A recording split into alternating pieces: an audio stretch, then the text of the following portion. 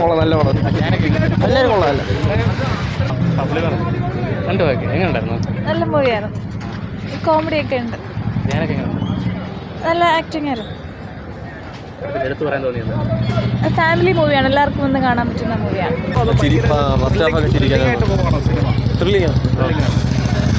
Weekly ഒരുപാട് പടങ്ങൾ ഇറങ്ങുന്നുണ്ട്. അപ്പോൾ ഇതെങ്ങനെയാണ് ഈ വീക്കിലി ഇറങ്ങിയത്?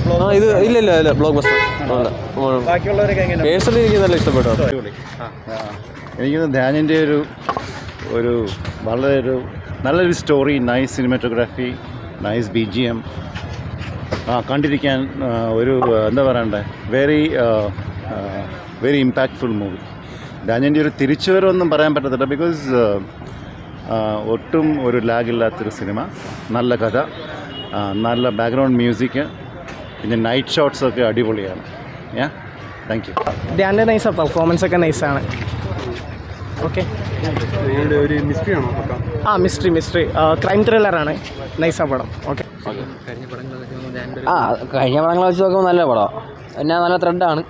പിന്നെ ജാനറൊക്കെ നമുക്ക് അത്യാവശ്യം അറിയാമെന്നുള്ളതാണ്. കുഴപ്പമില്ല, ത്രില്ലിംഗ് ആണ്. നല്ല അഭിനയം, മോശമായിട്ട് പറയാനൊന്നുമില്ല. കൊള്ളാം, ഒരു കുഴപ്പമില്ല, നല്ല പടം. അതായത് കുറേ ട്വിസ്റ്റും കാര്യങ്ങളൊക്കെ ഉണ്ട്, ഇഷ്ടപ്പെടും.